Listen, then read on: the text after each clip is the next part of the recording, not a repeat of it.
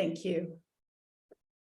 Welcome to the WTO's Agri-Food Business Day. Welcome to the opening session. Welcome to our very distinguished panel, and welcome to our viewers.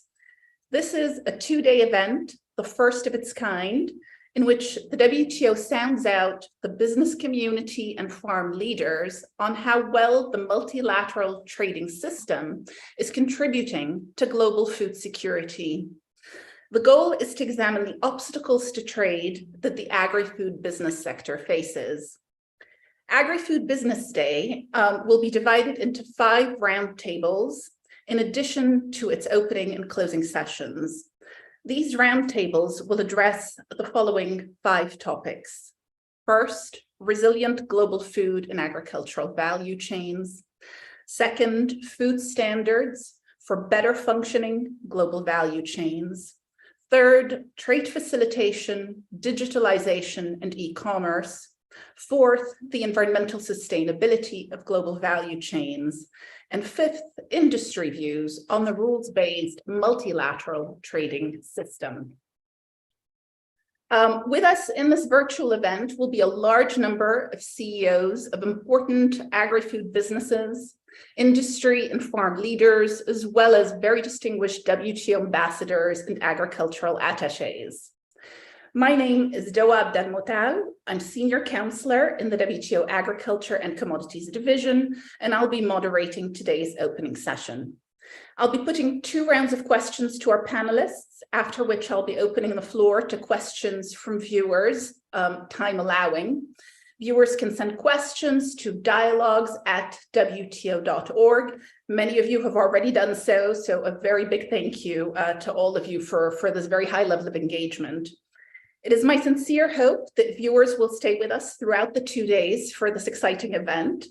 But if not, the entire event will be recorded and posted on the WTO website to view at a later date. As there are different YouTube links for different roundtables, please stay close to the WTO Agri-Food Business Day website, which will always give you the right link. So please let me, without further ado, introduce our very distinguished panel to you. Annabelle Gonzalez is Deputy Director General of the WTO. Jane Kant is Director General of the Grain and Feed Trade Association, known as GAFTA, and Chair of the Federation of Commodity Associations. Luis Carlos Correa Carvalho is President of the Brazilian Agribusiness Association. Altsbeta Klein is Director General of the International Fertilizer Association. And Agnes Kalibata is President of the Alliance for the Green Revolution in Africa. Prior to starting with the first round of questions, I'd like to hand over the floor to Annabelle Gonzalez for a few opening remarks on behalf of WTO. Annabelle. Thank you. Thank you very much, Doa. I am extremely pleased to be opening the WTO's first Agri-Food Business Day, a form of interaction with the business and farming community, which I hope will continue well past this event. Close collaboration is vital to ensuring well-functioning agricultural markets. I would also like to thank the International Agri-Food Network for having assisted the WTO in the organization of this event. This event would not have been possible without their support, and their imprint is visible in each and every session of this program. On behalf of the WTO, I too wish to welcome fellow participants in this opening panel. I wish to make only brief opening remarks on the state of play of the current food crisis and the role of international trade in that crisis, since our goal is to keep this panel interactive. So I'd like to start by emphasizing that the food crisis remains very serious and that it has not gone away. It is playing out against the backdrop of major global supply chain disruptions brought on by the COVID-19 pandemic and the war in the Black Sea region, interest rate hikes and a potential global recession, and the climate crisis. In fact, El Niño, droughts, and other weather-related phenomena made it significantly harder at the outset of the war for a number of agricultural exporters like Canada and India to quickly step in and compensate for the diminished global grain supply. While the world is in a slightly better position today relative to where it was at the beginning of the conflict, food price inflation in many parts of the world remains severe. We know that the FAO price index has dropped by nearly 15% from its peak in March this year, but that is still remains 2% above last year, holding back its recovery to pre-war levels is the continued rise of the price of cereals this October, with the FAO cereal price index being 11% above last year. In many countries around the world, like Lebanon and Sri Lanka, food inflation is not slowing down, and it is my hope that the IMF food shock window will be able to offer much needed relief. In fact, the world's food import bill is forecast to reach an all-time high in 2022, exceeding $2 trillion. This is 10% rise over last year's record level. Similarly, the world agricultural import bill is forecast to reach around $424 billion in 2022, a leap of 50% relative to last year. Many experts would argue that the fertilizer crisis should worry us just as much, and if not more, than the food crisis because of how it threatens planting seasons across the different hemispheres. Now, the role of trade policy is key in all of this, since according to conservative estimates, international trade feeds 1 in every 6 people around the globe. In fact, if anything, the multiple successive crises that the world has faced have demonstrated just how interconnected the world is and how no one country can go it alone, whether on food, vaccines and pharmaceuticals, or any other product. I am pleased that WTO members were quick to realize the full scope of the current crisis and placed food security at the center of their deliberations in the WTO's 12th Ministerial Conference. MC12 turned out to be a success, with its outcome being threefold. First was a ministerial declaration on the emergency response to food insecurity. In it, members expressed their commitments to facilitating trade in food, fertilizer, and other agricultural production inputs. This is particularly relevant to trade in seeds, a commitment to not obstruct trade in seeds. They reaffirmed the importance of not imposing food export restrictions or prohibitions in a manner inconsistent with WTO rules, and they vowed to minimize the trade distortive impact of emergency measures, keeping their response to crisis temporary, targeted, and transparent. Second was a ministerial decision urging countries to refrain from imposing food export restrictions on the humanitarian purchases of the World Food Program, a particularly significant decision given that the WFP was finding itself cut off from grain supply and therefore unable to adequately service war-torn countries such as Syria and Yemen. And third was a sanitary and phytosanitary declaration on responding to modern SPS challenges. Here, members acknowledged that the global agricultural landscape had evolved since the adoption of the SPS agreement in 1995 and agreed to launch a work program that would address this new landscape, whether for trading food, animals, or plants.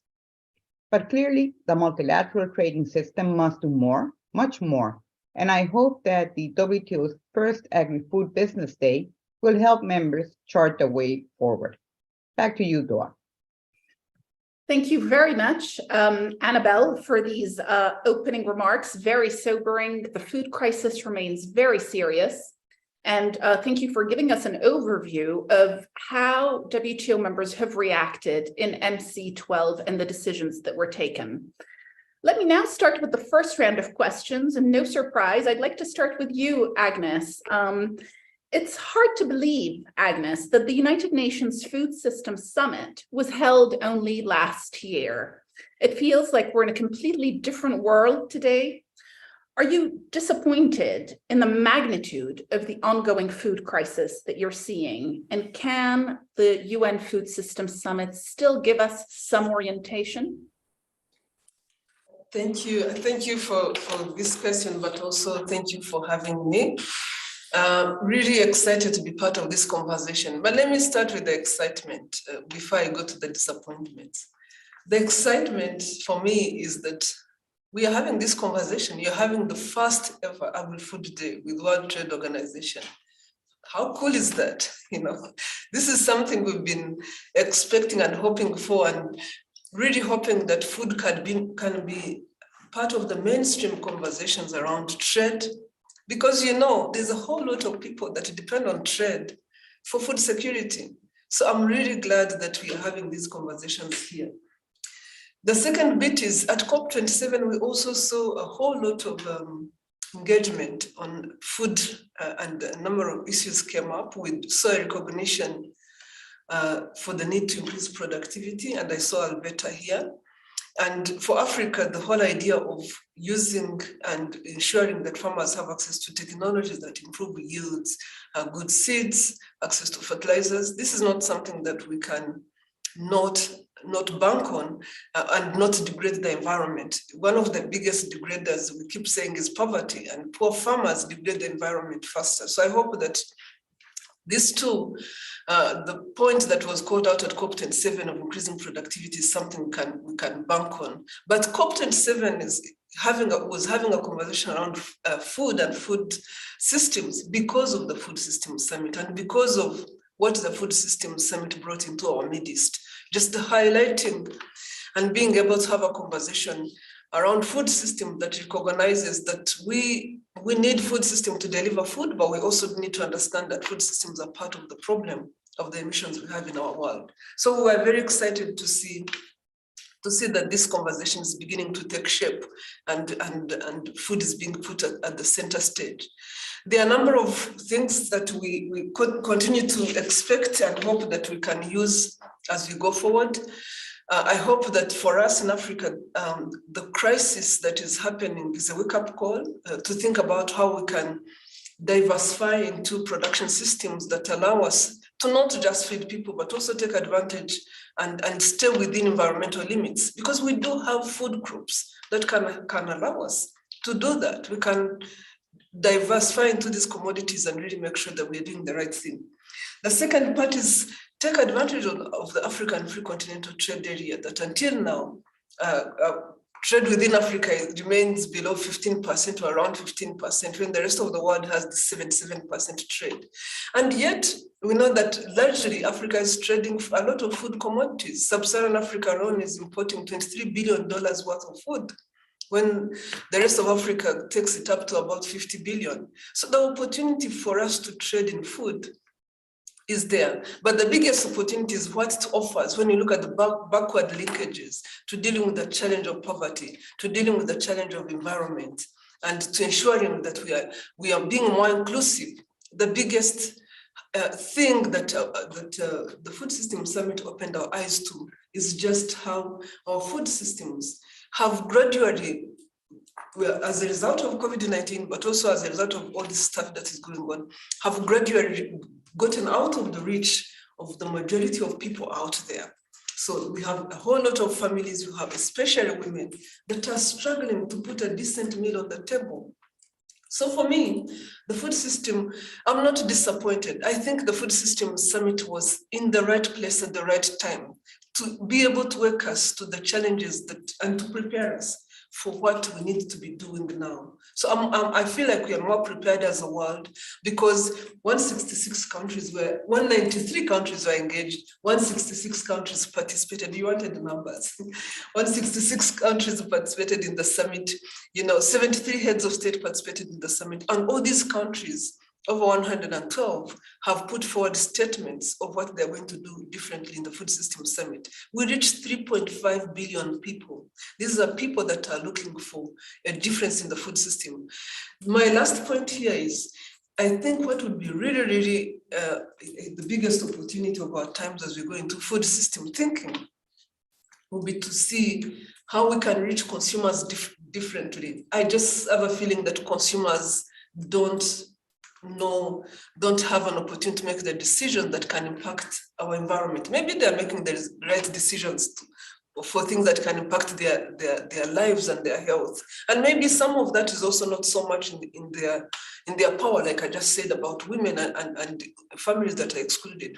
But let's make sure that consumers are fully aware of the impact of what we are doing from an environmental perspective, so that they make the right choices, so that we reduce the amount of waste in our midst. So yes, you might look at it from a pessimistic perspective, but I'm just hopeful because it opens up a lot of opportunities just because we are that much more aware of what we need to be doing. Thank you very much, Agnes, for those comments. And I think that that optimism is indeed good to hear. And you are right that one of the very palpable impacts of the summit this year has been the importance and the weight given to food at COP27. And of course, the WTO had a very big delegation there at this conference. And we even launched a trade and climate change report at that conference. Thank you, Agnes. Jane, I'd like to turn to you. No sector has faced as much disruption as your sector, grain and feed. How have you been able to respond to the multiple crises we have seen, from the pandemic to the war and now a possible global recession? Thank you, Doa. I'm so pleased to be here today as part of the Agri-Food Business Day to promote dialogue between WTO and the ag-food industry. And I think we need multilateral cooperation more than at any time in our history. The world is currently facing acute food and nutrition challenges, climate change, the impact of COVID, and it's had a huge impact on local and global food systems and the people who rely on them. The war in Ukraine has also significantly worsened these challenges and vulnerabilities. The grain trade has had an important role in the global effort to combat food insecurity that's affecting millions of vulnerable people in developing countries. Throughout the COVID pandemic, we worked with governments to encourage them to ensure that port workers and others were considered as essential workers, so that we could keep food moving across borders and across the sea. And it's really important that, that food is able to move to where it's most needed. We continue to advocate at WTO and FAO to keep markets open, to ensure the free flow of goods, and not for individual countries to impose protectionist measures in terms of bans and taxes. We cannot feed 9 billion people, as we now have, without open trade. We also, along with a number of other associations and companies and government agencies, also encourage the governments and regulators to be more willing to accept e-documents to facilitate the transport of food and other digital tools. We believe that global food security is best served when open markets allow crops to be raised in climates where they can be grown most efficiently, productively and sustainably, and then shipped to areas where they are needed, therefore reducing the need for land, fertilizers, energy and other natural resources such as water. And this itself supports food security, job creation and economic growth. We continue to give our full support to the WTO and the UN, and welcome the UN agreement with Russia and Ukraine regarding the Black Sea grain corridors, so that goods can continue to be exported from seaports. And really, as food and prices and energy prices rise, we believe that trade continues to play an important role in accessibility and affordability. Thank you. Thank you very much for these comments, Jane. And thank you for highlighting how important it is for your sector that there be no trade distortions and that we move as quickly as possible on the digitalization of trade through e-certificates and other documents. Alzbeta, I'd like to turn to you. Now, some say that it's all about fertilizer today. The The lack of fertilizer is endangering, if it hasn't already, planting seasons around the globe and is pushing farmers to move from food crops to cash crops like cotton and tobacco to compensate for lost revenue. This can exacerbate, of course, the food crisis. How bad is the global fertilizer situation? Thank you, Doa. Thank you for the opportunity to be here with you today. And like other speakers ahead of me, I am delighted that we have this conversation under the auspices of WTO. Lack of fertilizer availability in some parts of the world, such as sub-Saharan Africa, is likely to lead to longer lasting crises because many of the world major producers are importers of fertilizers. Since 2021, but even before that, because of COVID-19, we have seen a run-up in prices of fertilizers. And those were exacerbated by the lack of gas and prices of gas that went up throughout the world. About 80% of the price of the nitrogen fertilizer is gas, and therefore that run-up is obviously very clear. The other thing that came into play is reshuffling of the trade routes in light of the conflict in Ukraine and also sanctions on Russia and Belarus. And these moves are likely to bring increased inefficiencies in global trade, and that's going to translate into inefficiencies later on. Now, to your question about switching to cash crops, we are seeing actually something slightly different. We are seeing a lower application of fertilizers in many parts of the world. In fact, we are even seeing it on commercial farms that theoretically should be able to do that. And while the situation was very dire some months ago, it is not as bad today, although, as Annabelle mentioned in her opening, it is something that we take very seriously and we have to look into 2023. Now, why is the situation not as bad as we predicted 6 months ago? Because some of the fertilizer is getting out of Russia, though not in the quantities that we have seen before. United States has explicitly allowed imports of Russian fertilizer, and there are some trade flows going into Russia. The problem is that half the world today eats because we have access to mineral fertilizers. And it is something that we cannot rebuild in an instance. It takes several years to build potash and phosphate capacities, and it takes at least 2 to 3 years to build nitrogen capacities. So if we were to rebuild supplies that we are currently missing in the market, it's going to take substantial amount of time. And unfortunately, we do not have that time. So just to sum up, in terms of 2023, we're actually more worried about 2023 than we are about 2022, because we have seen that farmers have skipped the application of fertilizer, and this is going to have a huge impact on yields, both in 2023 and beyond. We are seeing in countries where there are more than one harvest, such as Brazil, and I think our colleague will probably talk about it, some rationing of fertilizer, even on commercial farms, and this is going to have repercussion into food security in 2023 and beyond. So something to watch out for, but a grain of optimism, because with the global trade that we are constantly trying to free up through the Black Sea transaction, through Black Sea deal and others, we are hopefully going to see that trade in a global commodity that fertilizers are. Thank you, Doa, over to you.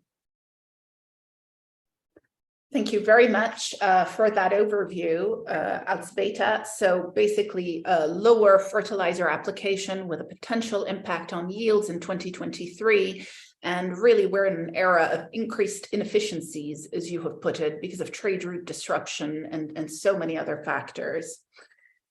Luis, I'd like to turn to you. It is also about 5:30 a.m. in Brazil, where you're sitting. So I think we should give you the floor before you're completely exhausted. Thank you very much for being here at this hour.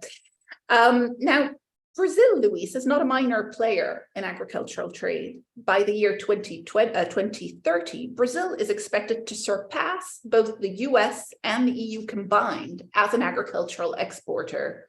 How has the global geopolitical situation, in particular the fertilizer shortage, impacted Brazilian agriculture and its prospects for growth? Thank you. Thank you, Doa. It's an honor. It's good morning, everyone, on this opening of the WTO's Agri-Food Business Day. As president of ABAG, who is the Brazilian Agribusiness Association, it's an honor to participate in this section, discussing key aspects for the Brazilian agribusiness related to international trade in food, as you know, in bioenergy, agricultural commodities. First of all, it's important on this subject to reinforce the current global context of food and energy insecurity. As a result of the pandemic, the Russia-Ukraine war, in addition to the commercial effects of the various sanctions and restrictive measures in the trade of food products on a global scale. Although noteworthy is the resumption of economic growth. We are fighting against this insecurity crisis, and at the same time, the fundamental functioning of a rules-based, market-oriented international trading system. During this difficult period, Brazilian agribusiness responded with record production, even with the sharp rise in prices and the fear of its dependence on fertilizer imports.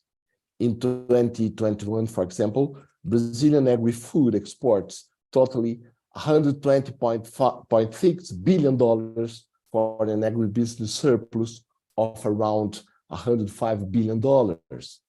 As you know, agriculture can't wait for potential agreements during a war and a lack of fertilizers trade.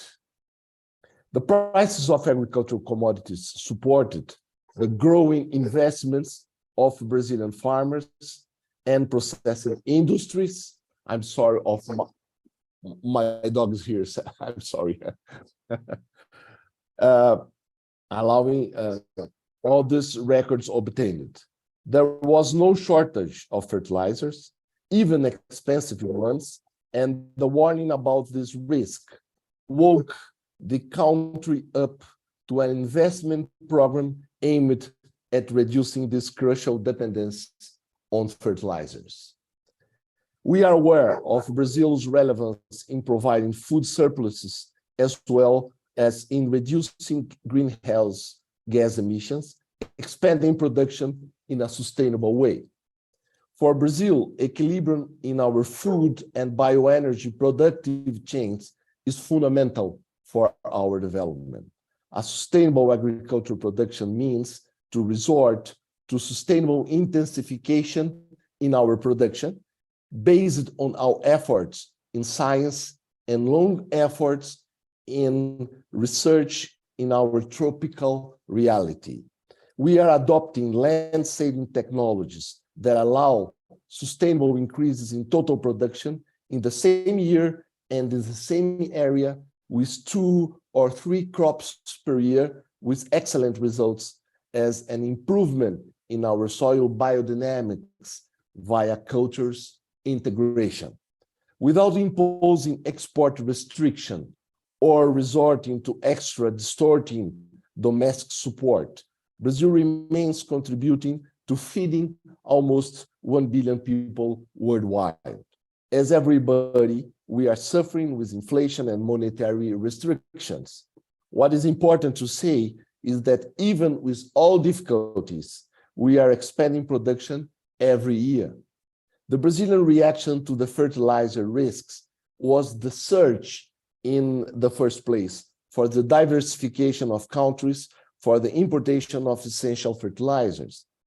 At the same time, the rapid expansion in the use of biological products, replacing chemicals as a function of research aimed at reducing the use of chemical inputs with the development of digital agriculture without loss of productivity and implementation of effective investment plans for the national supply of investments. We are, for example, investing now a lot in biogas as a basic form for new biological fertilizers. In our view, and I'm talking about the Brazilian producers' view, sustainable agriculture must be a concept translated in operational process to maintain long-term product without sensitive depletion of the resources that given rise to them, such as biodiversity, soil characteristics, and water resources. I must point out to you that agribusiness in Brazil accounts for 27 to 28% of the national GDP, and it is of key importance in our trade balance. It's also worth mentioning that the Brazilian farm preserves 33.2% of their land from the 66.3% totally preserved land in Brazil. Thank you.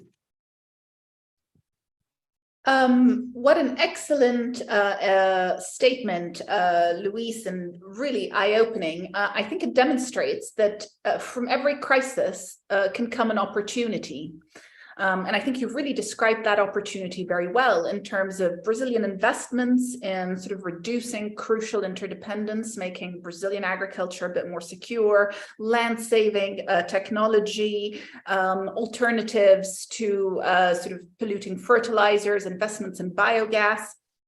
So really, congratulations on that. And I think there's a lot to learn from this experience. It gives us some hope. Annabelle, I'd like to come back to you. Now, some would say that it's all well and good that the WTO is trying to improve the global food security situation, but it has not. What would you say to them? And is the WTO too big to fail? So the WTO agreement on agriculture and indeed the entire WTO rulebook and the rules-based trading environment that it creates are key to well-functioning global agricultural markets. Far from failing, since the entry into force of the WTO Agreement on Agriculture in 1996, global trade in agricultural products has more than tripled to reach over $1.8 trillion today. The more fair and equitable rules created by the Agreement on Agriculture have also enabled the developing world to capture a greater share of world markets. Today, South-South agricultural trade accounts for roughly 1/4 of total agricultural trade flows. And both you and Luis referred to the importance, for example, of Brazil in feeding the world today. Now, it's easy to forget what agricultural trade looked like prior to the advent of the Agreement on Agriculture. Trade barriers came in multiple shapes and forms and completely lacked transparency. Developed world trade distorting agricultural subsidies crowded out developing world exports, and basically the law of the jungle prevailed. So we have now come a long way. But it is also the case that trade liberalization, not only in agricultural products, but also in industrial products and services too, has made an enormous difference to global food security. We must not forget that to successfully trade in agricultural commodities and food, farmers need tractors, plows, of course, fertilizer, as we heard from Alzbeta, and all of these are industrial products in the WTO. They also need multiple services, such as weather forecasting, banking, and transportation services. So with our food also embodying more technology and creative ideas than ever before, like biotechnology and food fortification, the agreement on trade-related aspects of intellectual property rights has also a crucial role to play. Now, that said, I know that there is a perception that since the Uruguay round, the WTO has been slow to undertake further agricultural trade reforms. And some of that perception is true, but some is false. Since the Uruguay round, the WTO eliminated all export subsidies on food at its Nairobi Ministerial Conference, another key step to leveling the playing field. The WTO also adopted other agreements that are vital to agriculture, like our Trade Facilitation Agreement, which is crucial to slashing the red tape at the borders that often leads to perishable foods rotting and going to waste. But as I said in the beginning, Doa, of course, the WTO must do more. Since the onset of the COVID-19 pandemic and the war, all eyes have been focused on food, feed, and fertilizer export restrictions. And why? Because at times of crisis, countries have historically had a tendency to hoard their food. Since the start of the war, we saw 78 export restricted measures on food, feed, and fertilizer being introduced by 33 WTO members and observers. While 20 of these measures have been phased out, the trend remains upward, and this is very much concerning. There is no doubt that the decisions adopted at MC12 on food security will act as a restraint against further export restrictions. But we in the WTO know that what the international community ultimately needs are not strong declarations, but hard and fast rules. The WTO also needs to continue the agricultural trade reform process. Yes, we reduced tariffs and subsidies in the Uruguay round and improved export competition. Yes, we completely eliminated agricultural export subsidies, but the agricultural sector continues to be light years behind the industrial sector. In fact, the average pound agricultural tariff, which is 55%, is double the average pound tariff of industrial goods. So clearly, as I mentioned in my opening remarks, the reform process must continue to go forward. And I think it's clear that the world cannot afford to have the WTO fail. Thank you very much, Annabelle, for that, and thank you for reminding us of, the history of trade liberalization in agriculture. I think it's important to remember where we started before we begin to sort of criticize and condemn the current system, because we have come a very, very, very long way. There's still a long way to go, but I think we need to build on what has already been achieved and to recognize that a lot has indeed happened. I'd like to open the second round of questions to you all, and we're doing very well with time. Agnes, I'd like to come back to you. I'd like you to talk to us about the most vulnerable countries in the current crisis, who they are and the kind of immediate assistance they need, and how the various policy measures around the globe might assist them, like the creation of the Global Crisis Response Group on Food, Energy, and Finance by the United Nations Secretary General, or the IMF's newly opened food shock window. Over to you, Agnes. No, thank you again. I see that there are probably three categories of countries that I would like to talk about here. The first category of countries, and again, I'm restricting my numbers here to the African perspective. The first category of countries are those that really need emergency assistance because the current ongoing crisis, the droughts and everything have put them in that type of situation. And you find those countries in the Sahel, Burkina Faso, Mali, Niger, and others, but also countries in the Horn of Africa, like we've seen in Somalia, Northern Kenya, and others. For those countries, really coming through an emergency assistance is going to be critical. The second set of countries, and including, that's not excluding those, the second set of countries is where we need to double down on access to food, availability of food. Like we talked about earlier, this whole cost of living crisis that is resulting from the Russia-Ukraine crisis following the COVID crisis has put the food availability, food is extremely expensive. It's 3 times in some places what it was. In other places, it's 30 to 50% of what it was. So for countries to be able to get back on track, we need to double down on production. And Alberta has said some of that. As Agro, for example, we are part of the Sustain Africa group that is looking at how fertilizers can be accessible to countries that are struggling to access them, from Ghana, where we are working with private sector, but also working with the government and some philanthropic groups, including the Bill and Melinda Gates Foundation, to ensure that as a community, we can actually work together on some of these challenges and come through. The third category of countries are countries that have the debt crisis as well, on top of all these things, because of COVID-19, these countries, and because of the pressure coming from the Russia-Ukraine crisis, these countries were just not in position to be able to recover. Those are going to need all sorts of support as well, and policies that are different from the other two that I mentioned. Incidentally, all these things are happening in the same countries at the same time. So, but going to the point that you mentioned around the food crisis group, that is an important group in terms of providing information and helping us understand where to intervene and how. My institution works with the group and provides information on what's happening on the African continent.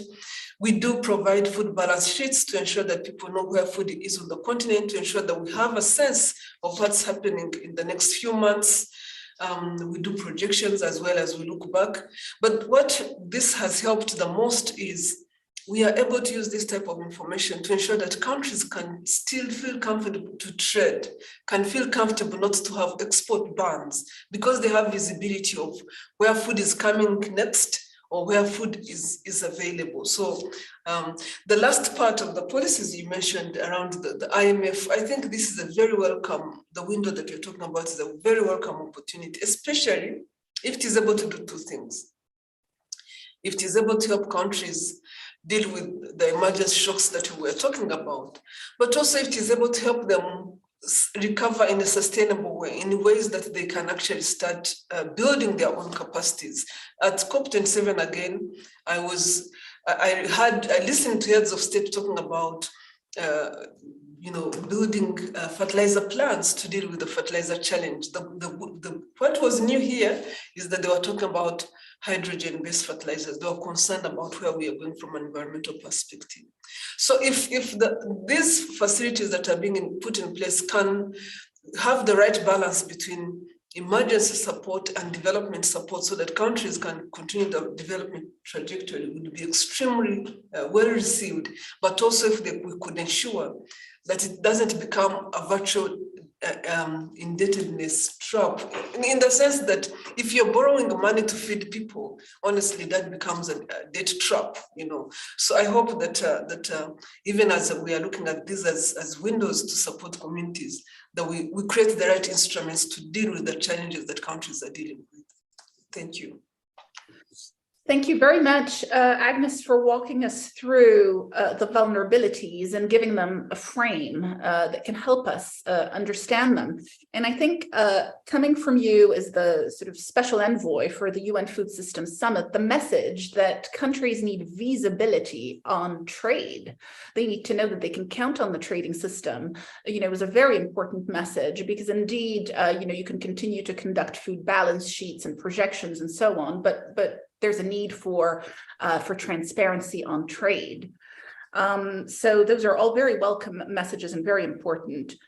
Jane, I'll come back to you. Now, during the last 12 months, what can you tell us about the main changes that you've seen in trade in grain and feed across continents? Just walk us through the main changes. Thank you, Doa. Well, obviously, as a number of the other panelists have said, we've had a lot of extreme events recently, including COVID-19, severe weather, climate change, trade disruptions, plus the ongoing crisis in Russia and Ukraine. And I think, as Annabelle said, it's already estimated that 1 in 6 people around the world depend almost entirely on international trade for the food that they eat. And the Director General of the WTO has predicted that this proportion could rise to 50% by 2050. However, at the same time, the FAO is forecasting that the 2022 cereal harvest in Ukraine could decline by 33% below average levels. And of course, both Russia and Ukraine, again, according to the FAO's report, are amongst the 3 top exporters of agricultural commodities such as wheat, barley, maize, rapeseed oil, sunflower seed, sunflower oil, and of course, fertilizer. So as a consequence of this, I think the value and the importance of international trade is really highlighted, and therefore the value of organisations such as the WTO. A practical consequence has been that we are now having to look at other countries, other continents to originate agricultural commodities. And with changes in trade flows, this can also cause trade disruptions. I think very importantly that science and international standards must remain at the heart of policymaking so that we can continue to use all of the tools in the toolbox available in terms of innovation to both tackle climate change, but also to ensure sustainable agricultural production. And really, as I say, I think what it has done the last 12 months is to really bring into sharp relief the vital importance of international trade, international cooperation, and countries and governments working together to try to liberalise trade flows. And in fact, world trade has increased even between 2000 and 2014 from 4.8 trillion to 12.12 trillion, and we can only expect that to grow. Thank you. Thank you very much, Jane. So the past 12 months have demonstrated the value of the WTO and the importance of science-based standards, the importance of international standards. I think that's a big takeaway from this morning's session. Azbeta, let me turn to you. Many countries are turning inwards, hoarding fertilizer and beginning to stockpile it for national use. What do we know about fertilizer stocks globally? Have they been shared during the crisis? And can countries really go it alone when it comes to matters of food security? Thank you, Doa. Very simple answer. Countries cannot go alone. Since the war in Ukraine, policies have been put in place that plainly exacerbated the crisis. First, there were policies imposed on goods, including food and fertilizer, exported out of Russia and Belarus. Then there was inability to export out of Ukraine due to ongoing war.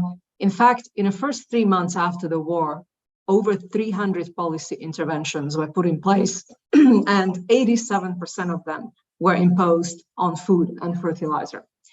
Now, fertilizer is one of the most global industries around. Whether we believe in globalization or not, it is one of the most interwoven industry that we have on Earth. When you look at the numbers, Russia accounts for 14% of global traded fertilizer. And you say 14%, not a lot. But when you start digging deeper, between Russia and Belarus, two countries with sanctions, over 40% of potash comes from these two countries. When you look at ammonium nitrate, about 25% of globally traded ammonium nitrate comes from Russia. So what we are seeing in the industry is that it's both extremely global, both extremely interconnected, and also extremely concentrated in a few markets. Why is it so concentrated? It's concentrated because it's based on mineral fertilizers. It's where you can find supplies of potash, where you can find supplies of phosphate. So this is not some industry action. This is just history of the earth and where you can find those fertilizers. So we have a situation where no country can go it alone, and we have a global trade. Another issue that we have in fertilizers is that farmers don't apply plain potash or plain phosphate or plain nitrogen. They apply NPKs, they apply blends. And so even a company that has phosphates as a main production target uses ammonia to make NPKs. So companies are competitors with each other, they are trading with each other, they are suppliers to each other. Oftentimes the same company would be a competitor, supplier, and an off-taker from another company in the industry. So it's an extremely global sector. But I would be remiss if I didn't mention a couple of things that were echoed by the previous speakers, and that is environmental implications of mineral fertilizers. We all know that without fertilizers, we are not going to eat. But we also know that fertilizers account for substantial GHG emissions today. And the work has to be underway under WTO, but under the auspices of other UN agencies such as UN Environment, UNFCCC, to do two things. One, lower the emissions of the production of fertilizers. So what we say, output of GHGs from the factory where nitrogen is produced, and also lowering the impact of emissions on the farm. So this is good farming techniques, using digital technologies, making sure the farmers know what is a safe application of fertilizers. So this is a scope 2 and scope 3. Last thing in environment is we have to focus on biodiversity. Again, fertilizers can help biodiversity and fertilizers can hinder biodiversity. And I think we need to really be very realistic of what needs to be done so that mineral fertilizers can actually bring what they can bring, which is to help feed the people. Last point on how do we get fertilizers to places where they are needed, given the disruptions of policies that we were just describing. So Sustain Africa initiative, which we are working on together with AGRA and a couple of other partners, Gates Foundation and Rabobank, ensures that we bring discounted fertilizer to places where it's needed, especially in sub-Saharan Africa. Whereas the UN working group on food security brings in data and shines the light on the problem, Sustain Africa tries to resolve the problem. And the problem can only be resolved through trade. We need to bring fertilizers to places where they are needed. There is enough of it in the world. We make enough of it in the world, but it is through international trade that we are going to get it to places where they are needed the most. Thank you, Doa. Thank you very much, Alzbeta. And I can see that we have a panel of friends of the multilateral trading system here. It's really wonderful to see. I think your answer is extremely clear. No, the world cannot go it alone on global food security. And the fertilizer industry is one of the most globalized industries worldwide. With the reason being that where you find the nitrogen, the potash, and all of these minerals, as you said, is no more than an accident of geography. We need to share and we need to be able to depend on each other. Thank you. Luis, I'll come back to you. Now, no country would know more than Brazil about global food and agricultural value chains, with Brazil being an agricultural powerhouse. What can you tell us about the damage done to global value chains in the current crisis, and how can the multilateral trading system better protect them?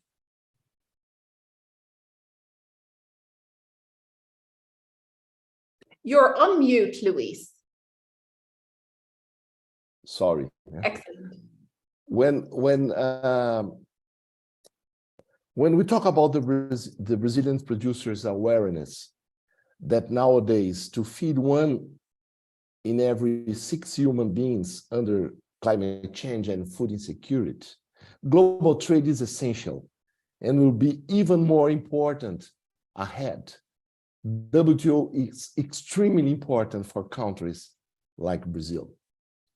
We suffer and still are experiencing an imbalance in global logistics with demand that supply cannot meet. The crisis of lack of parts and supplies is global and will continue for a long time. What is our big challenge? According to OECD and FAO, to achieve zero hunger by 2030, while simultaneously keeping agricultural emissions on track to reach the Paris Agreement targets, productivity in agriculture must increase by a substantial 28% over the next decade. This is more than triple the increase recorded in the last decade. For agriculture sustainability to have the cited benefits collectively shared, we reaffirm that more than ever, trade is a powerful tool. For us, trade must play a central role in securing global food security. WTO, as the core center of the multilateral trading system, has also a role to play.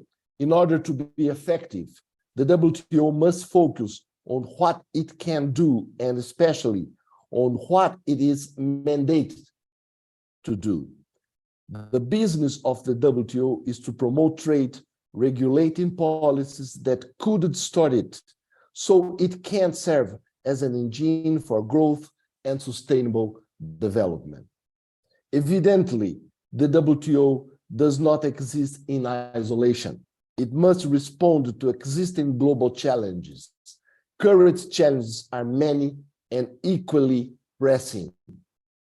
As acknowledged by Latin American countries in a joint statement issued within the last WTO Ministerial Conference in June 22, solving all challenges that our agricultural producers face requires the implementation of a wide range of methods, new technologies, and sustainable production approaches based on scientific evidence and principles, taking into account good agricultural practices and traditional knowledge. Within the WTO, members must also ensure the due balance between all three dimensions of sustainable development: environmental, social, and economic. Members do not need to reinvent the wheel. They can instead draw on existing rules and principles, including from international environmental law. These rules and principles are expressly designed to ensure a just and inclusive green transition. Unfortunately, we have been seeing two very different kinds of countries with regard to the way they address sustainability in agriculture and food productions. On the one hand, countries like Brazil, who defend agricultural free trade as the best instrument to ensure an efficient global allocation of natural and energy resources, in order not only to avoid food insecurity crisis, but also to achieve environmental sustainable goals. On the other hand, countries and blocs who wish to impose barriers to trade in agriculture goods based on environmental justifications. Certain members have already started to resort to unilateral measures with extraterritorial effects and without scientific basis, treating equally different agricultural worlds with the temperate and the tropical worlds. They are totally different. Those measures are being implemented as a in our view, as a discriminatory modality of environmental trade policy, especially harmful to the multilateral system insofar as it is based on trade penalties applied to other members. One cannot ignore that there is not a single study or analysis that points to the effectiveness of this type of approach. Some of those trade restrictive measures designed to protect the environment also disregard the agreed rules and principles in environmental law on how to pursue environmental sustainability. In this context, the specific issue of agriculture subsidies, including green subsidies, is particularly contentious. Even countries that are the vanguard of the environmental agenda will show great resistance to eliminating environmentally harmful agriculture subsidies. At a time when the world is still recovering from the economic impact of the COVID-19 pandemic and is facing the consequences of the conflict in Ukraine, the adoption of restrictive measures on the trade of food and agricultural product harms on a global scale, the resumption of economic growth, the fight against the food insecurity crisis, and the functioning of a rules-based, market-oriented international trade system.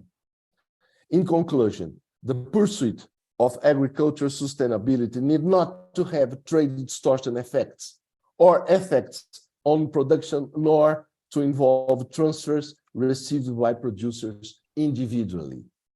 Reorienting expenditures to innovation, particularly R&D on emission-reducing technologies and production methods, should support mitigation and foster sustainable productive growth. The debate should not be based on some members' attempts to impose their standards on third countries and to adopt import prohibitions from members in disregard of local circumstances. The WTO should be a platform for promoting economic efficiency through free and open trade, allowing for less damage to nature and not a forum for legitimatizing measures that harm trade more than necessary to allegedly achieve intended objectives. The WTO must prompt a science-based discussion to allow members to deal with the 21 first challenges to agricultural production without rolling back the advances of agreement on agriculture and belittling the urgency of a reform that reduces current levels of distortion and protecting in the international agriculture trading system. Thank you. Thank you very much, Luis, for these comments. So I think at the heart of your comments is that global value chains are absolutely key to global food security and that we must not obstruct trade, in particular in light of the global food security challenge that we're facing and how we're going to need to increase productivity. There are dramatic increases in productivity that will be required to feed the world's growing population. I think in terms of your comments on agricultural trade policy, the context in which the WTO operates, the new sustainability challenges that it has to face, I think you've taken us right to the challenges that are at the heart of WTO negotiations. It's sort of balancing the interests of all WTO members around this complex nexus of issues. So I think you've given viewers a very good flavor of what some of the challenges are in the negotiations. Annabelle, I'd like to turn to you. When we talk about trade policy in the context of the current multiple crises, there's always a focus on the negative. What can you tell us about the positive trade policy measures that have been enacted to boost international trade? In other words, it's not all negative, is it? I think that's a very good point, Doa. It's not all negative, and it is important to give space to the positive stories that need to be told. Since the onset of the war, the WTO trade monitoring exercise has shown that 63 import facilitating measures on food, feed, and fertilizer, 55 on food and feed, and 8 on fertilizer, to be specific, were introduced by 61 WTO members and observers. These measures have covered essential agricultural products like vegetable oils, cereals, rice, meat, poultry, and fertilizer. What did this trade opening show? Well, they showed that many WTO members have realized that it is in their interest to unilaterally open their markets further to food, feed, and fertilizer so as to lower food price inflation domestically and address the concerns of the very poor. While some of these measures have been phased out, I am extremely pleased that the bulk of them have remained. Now, in fact, a problem we commonly encounter in WTO agricultural negotiations is the gap between members' applied tariffs and subsidy rates and the rates that they have bound or committed to the WTO. Bound rates are the legally binding WTO ceilings, but in the real world, countries frequently operate below them. It is my hope that from this multiple crisis, we also will have the opportunity and that members will seize this occasion to lower bound rates to applied levels, locking them in the WTO, so as to limit trade policy uncertainty, another very important aspect for farm leaders and for businesses. Now, examples of these trade facilitating measures, which actually come from all corners of the world, include in Asia, for example, measures taken by Bangladesh to reduce import tariffs on soy and palm oil to 5% and to reduce the tariff on rice, and measures taken by Chinese Taipei to temporarily reduce tariffs on 18 agricultural products, including bovine meat and wheat. In Latin America, measures taken by Brazil to eliminate import duties on coffee, margarine, cheese, pasta, sugar, and soybean oil. And in Colombia, to temporarily eliminate import tariffs on wheat grain, wheat flour, and agricultural chemical inputs, fertilizers, and pesticides. In Africa, a measure by the Southern Africa Customs Union to reduce its custom duty on sugar, and by Morocco to temporarily suspend import duties on cattle. Developed countries have taken similar actions too. The EU, for instance, decreased its import duties on certain types of rice. Furthermore, in the wake of the COVID-19 pandemic and the war, we've also seen a big wave of trade facilitating SPS measures, like the acceptance of electronic certificates in lieu of more typical paper-based documentation. The COVID-19 pandemic, the war, and supply chain disruptions may well end up incentivizing the modernization and digitalization of SPS requirements. In fact, such developments demonstrate the importance of another negotiation taking place in the WTO right now, the e-commerce negotiations. The e-commerce agenda, combined with the trade facilitation agreement, should enable a further digitalization of trade, including trade in food and agricultural products.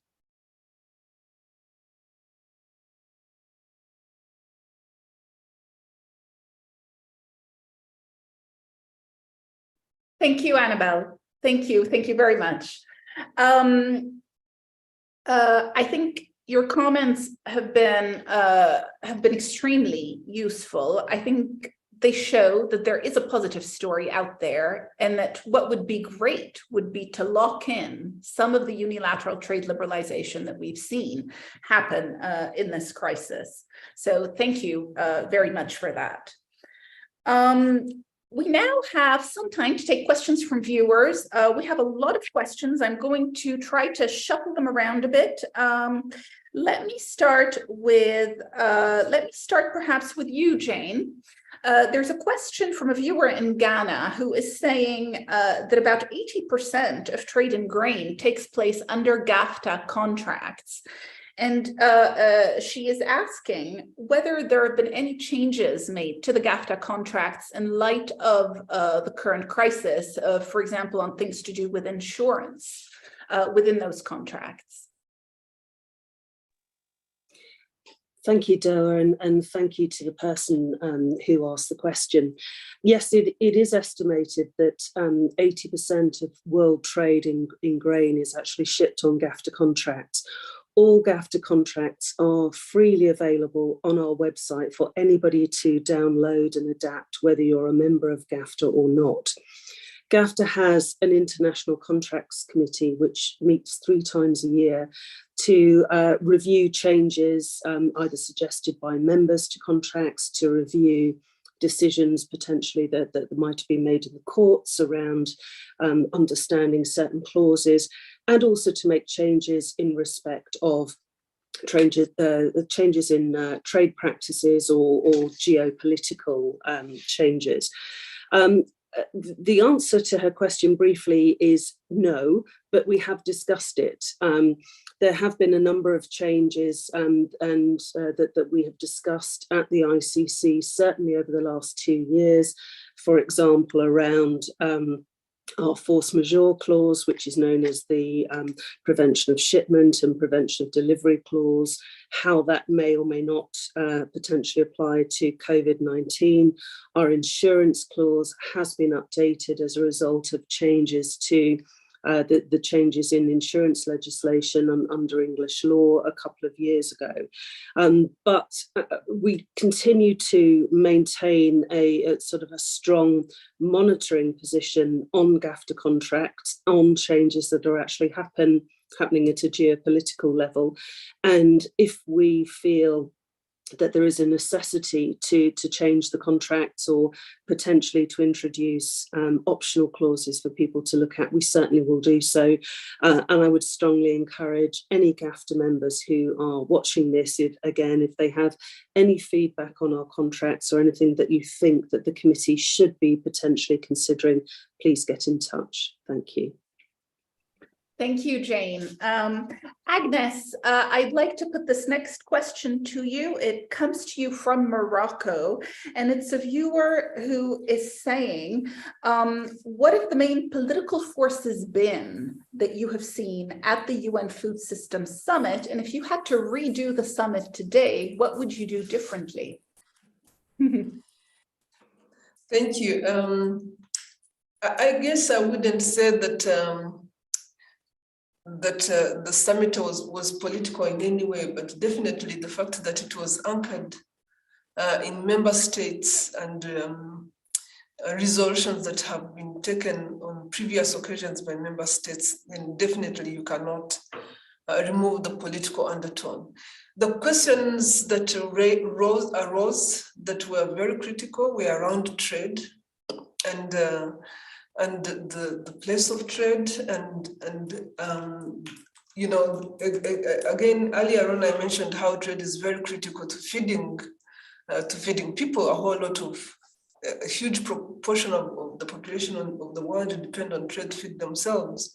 But there are also parts of the world where people feel like feeding people is their responsibility.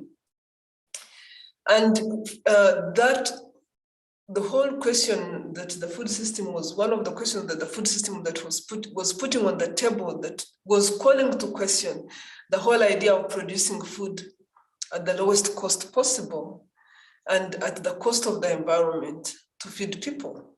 So we do know that there are certain things we can't do today. We do know that we need to feed people within environmental limits. I think it came out several times through what Alberta was saying on how to use fertilizers and how we can be more intentional around working within environmental limits. And I also was very clear that even as we push for food security on the African continent, we are very aware of the fact that degrading the environment is not an option. In fact, we would be looking to find ways of feeding ourselves while rebuilding our environment. So those are some of the tensions that were there. I wouldn't say they are political, they were healthy tensions. There was also an issue of trust, and this came really around the whole idea of how the agricultural sector is associated with big businesses, and yet is feeding all of us. And there's a whole lot of people that are getting excluded from access to food or determining how they access food. And people, some people felt that there needed to be conversations of rebuilding trust in the system, but also reassuring us that the businesses that are producing food have our best interests and greenwashing, whitewashing, whatever it's called. So those were some of the tensions that were built.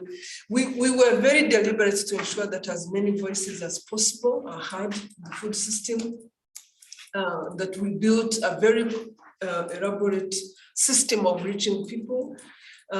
So if I were to do it differently, what would I do? Maybe I would ensure, I didn't know that the Russia-Ukraine crisis was coming, that we were heading into a worse food crisis situation than we were during the conversations we were having in the Food System Summit.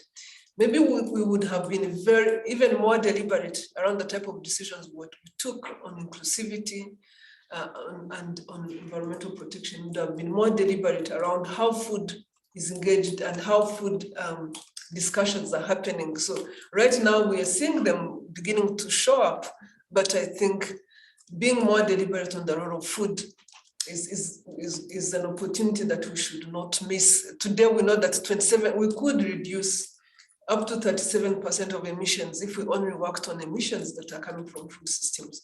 So if I were to do it over, I would be more deliberate around how we take action that's associated with food, both on the food access, but also on impact of food on the environment. Thank you very much, Agnes. Luis, I have a question for you from China. So from China to Brazil on soybeans, and I wonder what time it is where that viewer is based. The question is on soybeans, and the viewer is asking the following. He is saying that soybeans have been weaponized in trade wars. And he would like to hear from you what your comment is on using food as an instrument, sort of as a political instrument in trade conflicts. What has been the impact, and what is your opinion on this kind of utilization of food?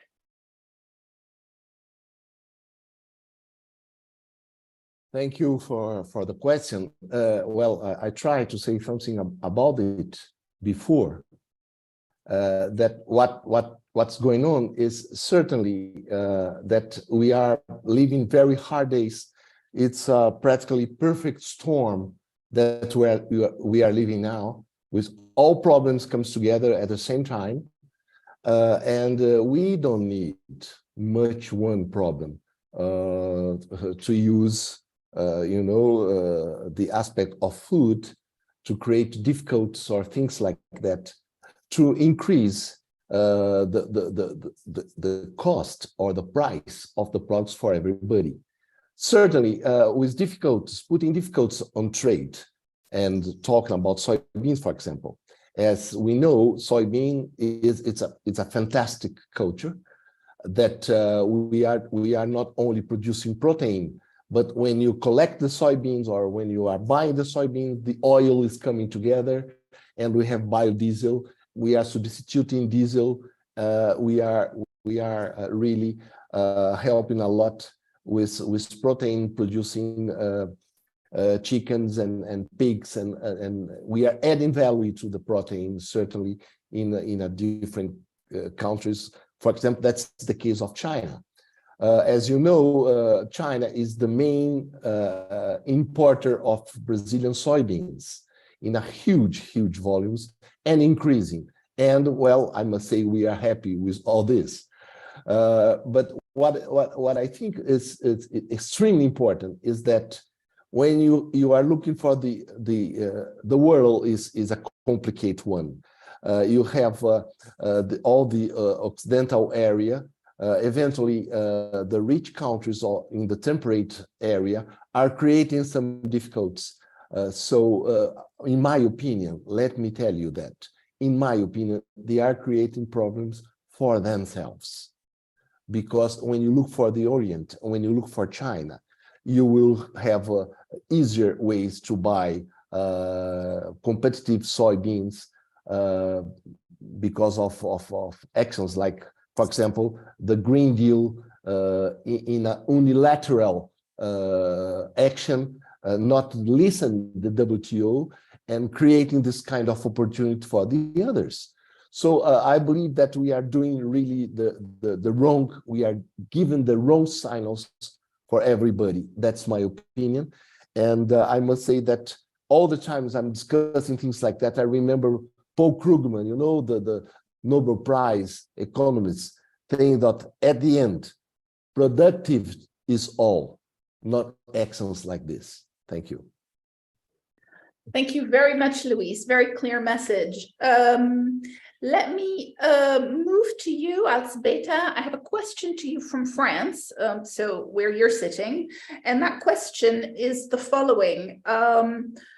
What are the main protectionist measures that you are seeing, trade protectionist measures that you're seeing in the fertilizer sector and that you would condemn? Thank you, Doa, and thank you to the listener in France. We are seeing a number of measures that are of concern to the industry globally. We have seen a number of export restrictions, and we are still seeing a number of export restrictions on fertilizer. As I mentioned before, it's an extremely global industry, and it doesn't make sense to hoard for yourself. The more you trade, the better off you are, because your farmers need fertilizer only in certain times of the year, and the rest of the year that fertilizer can be used elsewhere in order to produce commodities. So first and foremost, the export restrictions that we see in some parts of the world on some fertilizers. The second issue is the lack of access to gas, and gas as a feedstock to nitrogen fertilizers. That is a policy. It's not necessarily trade policy. It's been a tool of war by Russia at this point. And we have seen severe restrictions on the availability of gas in Europe. And therefore, I'm sure our listener in France knows that number of facilities in Europe, nitrogen facilities, have been shut down. In fact, a few months ago, we had as much as 70% of capacity, nitrogen capacity shut down in Europe. Today, it's about between 40 and 50%. So the second part is the inability to get gas. And the third policy would be, third set of policies would be policies that restrict trade in food. So a lot of times during the food crisis, and we've seen it in 2008, 2009, and we're seeing a little bit of it today, is that countries decide not to export their surplus grain. And again, this is very short-sighted because that grain can feed somebody else while the farmers actually produce more. So again, these policies, even though they look rational for a particular government, they're quite irrational when you look at the system as a whole. And I do believe that trade in food and all its precursors need to be free and fair so that we can feed the world. There is nothing more noble than that. It's about feeding the world. Thank you, Doa. Thank you very much for this. Annabelle, a question to you from a viewer in Madagascar. The viewer is asking how the WTO is looking after the needs of net food importing developing and least developed countries. Is it doing anything specific for those countries? So that's a very important question, and I'm very glad that the viewer from Madagascar is asking it, because since MC12, our ministerial conference, called upon WTO members to indeed address the needs of net food importing developing and least developed countries. I am pleased to report that the Committee of Agriculture, our WTO Committee on Agriculture, just a few weeks ago agreed to establish a work program on this matter. It comprises the following 4 themes. First, exploring how to facilitate this country's access to international food markets. Second, how to facilitate the financing of their food imports. Third, enhancing their agricultural resilience and productivity. And fourth, working on a range of horizontal issues, such as collaboration amongst international organizations in favor of these countries. Now, a working group has been established to work on these various themes and will aim to develop recommendations by end November 2023, next year, for the Committee of Agricultural consideration. I hope that members will remain extremely ambitious in these discussions, because this is a topic that is, of course, critically important for many of these countries and for the world at large.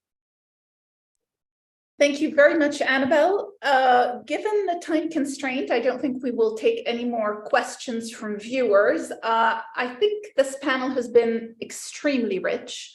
As Agnes has said right at the beginning, one of the very positive things that has happened as a result of these multiple crises is that we are having more dialogues such as this. And in fact, within the context of the United Nations Food Systems Summit, the WTO organized a global dialogue on trade last year, which was also another very important encounter between the world of trade and the world of food and multiple stakeholders. So I'm very pleased that you have set the opening notes for Agri-Food Business Day. I think you have stressed the severity of the food crisis, the severity of the fertilizer crisis, the importance of international trade and global agricultural value chains in ensuring global food security. No country can go it alone, as many of you have said, either on food security or on fertilizer security. We must absolutely collaborate. I think Agnes has been, has highlighted very strongly how important it is that we pay attention to the climate crisis, to the environmental crisis, and that we reposition our food systems so they can address this new global context. And if she were to redo the Food Systems Summit, she would put even more emphasis on this. In addition to access to food, the summit had not predicted the war that we now have on our hands. I think all of these are very important messages, and I'm sure they will be echoed and further debated in the coming sessions of this conference. I would tell viewers that we will start right after the session with the first roundtable on resilient food and agricultural value chains at 11:20 Central Eastern Time. So that's not much time from now.